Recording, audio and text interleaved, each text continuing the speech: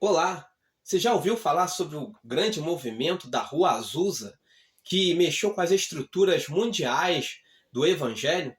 Pois bem, hoje vamos estar falando sobre o avivamento da Rua Azusa, que também chegou até nós. Hoje, nós assembleanos no Brasil, de certa forma, somos oriundos desse movimento. Homens que deram suas vidas para que o Evangelho chegasse até nós da forma que chegou. Você sabia que existiu um homem chamado William Joseph Seymour, que ele mexeu com as estruturas da sua época, mexeu com a religiosidade de sua época, pregando algo novo até então, a glossolalia, ou seja, falar em línguas estranhas?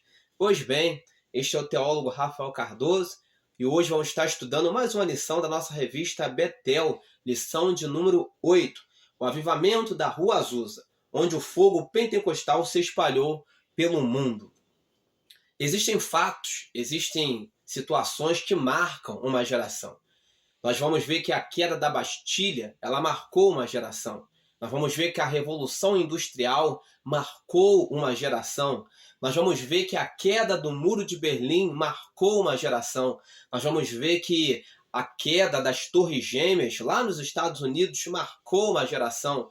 Existem situações que têm marcado gerações, têm marcado corações, têm marcado vidas. E no âmbito religioso também não é muito diferente, no âmbito cristão. Existem situações que marcaram a história da igreja. Nós podemos ver que lá em Atos, capítulo 2, o movimento ali, a descida do Espírito Santo marcou a vida dos cristãos até então. Nós vamos ver que a partir da indexação ali, de certa forma, da união de Constantino com a igreja, né, unindo tudo e tornando ela uma igreja oficial, marcou uma época.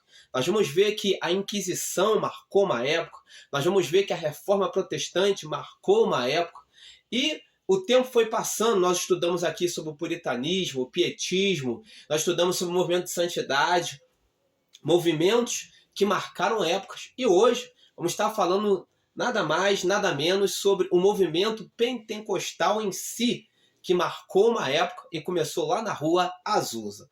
Para não ficarmos em nossas palavras, vamos estar lendo Jeremias, capítulo 29, verso 13, é o texto áureo, que nos diz: E buscar-me-eis e me achareis, quando me buscardes de todo o vosso coração. Bem como temos o texto de referência ou leitura em classe, baseado no livro de Joel, capítulo 2, verso 28, 29, 30 e 31. Vamos à lição. Vamos falar um pouquinho sobre a vida de Seymour. Quem foi este homem? Nascido em 2 de maio de 1870, na Louisiana, um negro, filho de escravos, descendente de escravos ali, ele era um descendente de escravo, né? Ele nasceu um pouco antes, né? Ali, né, naquela transição, né, da liberdade, né, onde se deu a liberdade para os escravos. Ele nasceu ali um pouco antes dessa liberdade para os escravos, ali nos Estados Unidos, e ele enfrentou diversas situações contraditórias. Viveu em extrema pobreza, teve uma educação precária. Ele viveu um ambiente de segregação racial terrível, né, para a sua época. Então ele tinha tudo para ser um zero à esquerda, tinha tudo para dar errado. Só que nós vamos ver que quando Jesus chega na vida de alguém, quando nós conhecemos a palavra, quando temos um encontro com Deus, aquilo que deveria dar errado, dá certo. O que não era para ser, se torna. Porque quando nós conhecemos a palavra, quando temos um encontro com Deus, Deus transforma nossas vidas, ainda que as circunstâncias sejam desagradáveis. Ele cresceu num ambiente batista, da igreja batista, uma educação batista. Aos 25 anos, segundo a história, ele mudou-se para Indianápolis. Por lá ele contraiu, né, de certa forma, ali uma doença chamada varíola. E essa doença o deixou cego do olho esquerdo, do seu olho esquerdo. E ele ainda assim seguiu a sua vida, acreditando, confiando em Deus. Como diz, todas as coisas cooperam para o bem daqueles que acreditam, daqueles que confiam, né? Todas as coisas cooperam para o bem daqueles que amam a Deus. E ele seguiu a sua vida, amando a Deus, seguindo a Deus, a tal ponto que em 1900 ele se mudou para Cincinnati, onde ele se tornou sábio em teologia da santidade. Ou seja, ele buscou se aperfeiçoar na palavra. Eu acho que esse deve ser o caminho de todo servo do Senhor, de todo homem de Deus, toda mulher de Deus. O grande problema é que hoje nós, por vezes, entramos dentro da igreja cheio de vontade de servir ao Senhor, aceitamos a Jesus, mas com o passar do tempo nós vamos deixando um pouco a palavra de lado. A gente não vai se aperfeiçoando. É interessante notar que nós precisamos nos aperfeiçoar na palavra, buscar a palavra. E onde a gente se aperfeiçoa? Na escola bíblica dominical, no culto de ensino, é onde nós nos aperfeiçoamos na palavra. E em casa, estudando sistematicamente a palavra. Acho que um crente que tem aí, de repente, um tempo de servo do Senhor, servindo há anos, e não leu a Bíblia inteira, ele é um crente preguiçoso. Um crente precisa ler a Bíblia toda, de Gênesis, Apocalipse, porque ele precisa se aperfeiçoar, né? É necessário, o crente precisa se aperfeiçoar na palavra. Em 1905, mais uma vez, ele se mudou para Houston, se mudou mais uma vez, onde ele passou a frequentar a escola bíblica de Charles Parham. Este homem era um homem que ele era eloquente, era um homem que pregava a glossolalia, ou seja, ele pregava sobre Atos, o livro de Atos, sobre o batismo com o Espírito Santo e a evidência de se falar em línguas, ou seja, falar em outras línguas. E é interessante, detalhe, os estudiosos, aqueles que estudam sobre a vida de William Seymour, dizem que é fato. William Seymour, ele não podia estudar na mesma sala ali que estavam os outros estudantes. Ele se assentava no corredor. Olha só a dificuldade que Seymour tinha para aprender um pouco mais. Ele se assentava no corredor. Por quê? Porque naquele tempo havia a segregação racial. A segregação era muito grande, ao qual a segregação nos Estados Unidos era oficial. Havia leis que proibia brancos de frequentarem, por vezes, o mesmo ambiente de negros, estudarem no mesmo ambiente, ou seja, existia escola para negros, existia escola para brancos. E para tentar driblar essa situação, naquela escola de brancos, ele tentando aprender um pouco mais sobre a palavra, entender um pouco mais dos ensinamentos naquela escola bíblica, ele não podia entrar na sala porque ele era negro, ele era de cor. Então ele se assentava no corredor. E do corredor ele aprendia o que Charles Parham estava ensinando aos alunos. Detalhe, ele aprendeu direitinho. Aprendeu, com bastante proeminência os ensinamentos de Charles Parham. E diz a história que durante os ensinamentos da escola bíblica ali, Charles ensinando, houve em 1901, se não estou enganado, uma irmã foi batizada com o Espírito Santo e falou em línguas. Aquilo marcou, então o movimento, começou ali um movimento pentecostal em si, podemos assim dizer.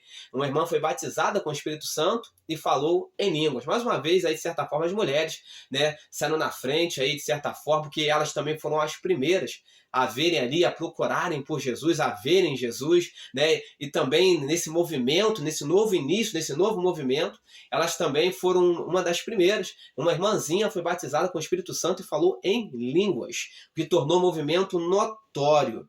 E lá o que Seymour aprendeu com Charles Parham? Ele aprendeu sobre a glossolalia, ou seja, falar em línguas, como prova evidente do batismo com o Espírito Santo.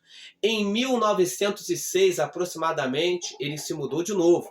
Ele foi para Los Angeles, onde ele tentou ensinar os ensinamentos que ele havia aprendido com Charles Parham.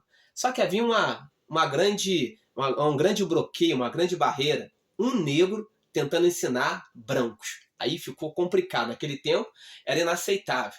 Um negro tentando ensinar brancos. Note bem que até as igrejas de antigamente eram extremamente preconceituosas.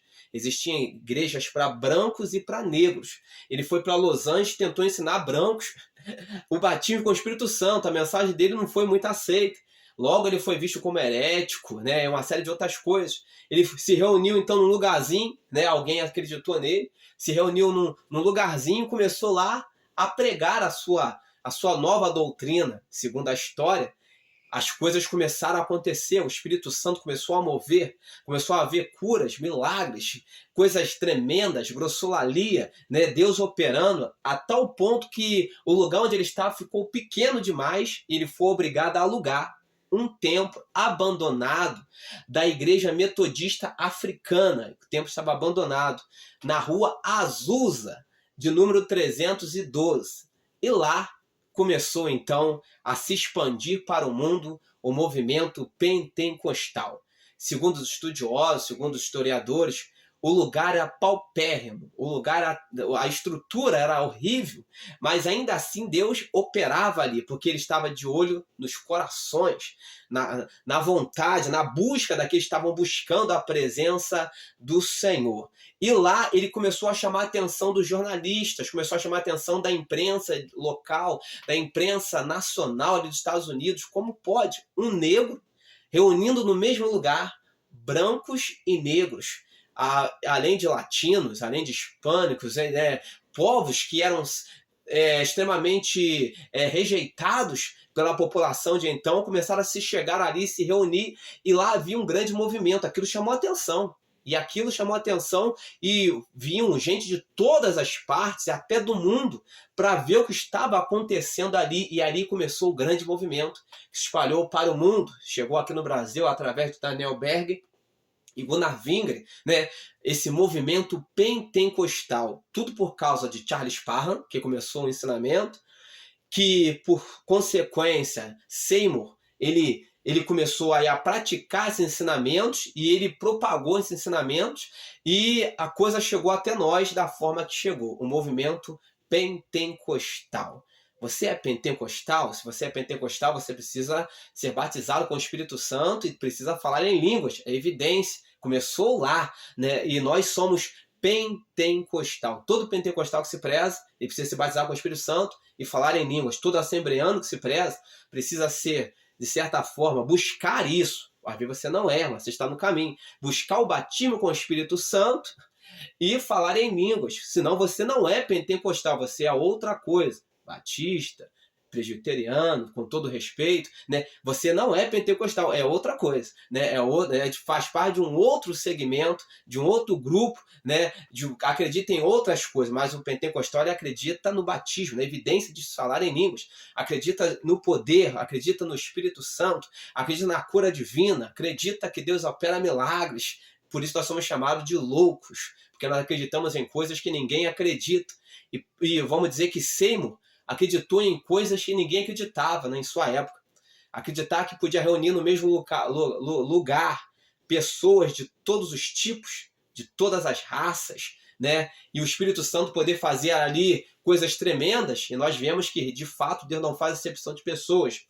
É branco, é negro, é pobre, é rico. Para Deus não tem distinção de cor, de posição social. Ele simplesmente ele repousa sobre os corações de todo aquele que o busca. Gostou do nosso conteúdo? Deixe o seu like, se inscreva em nosso canal. Este é o teólogo Rafael Cardoso e nos ajude a propagarmos palavra de verdade, palavra que edifica. Pois bem, se você gosta de uma boa leitura, vai ficar aí nos comentários. Procure nos comentários. Vai estar um link ou links que vão estar te encaminhando a livros que vão te acrescentar muito espiritualmente falando. A predestinação sob uma perspectiva calvinista, vamos estar falando sobre isso. Está falando também sobre escatologia, né? É uma introdução à escatologia. Temos aí diversos livros que vão estar aí nos comentários. Nos ajude, né, a propagarmos a palavra de Deus. Deus abençoe a sua casa, a sua família em Cristo Jesus.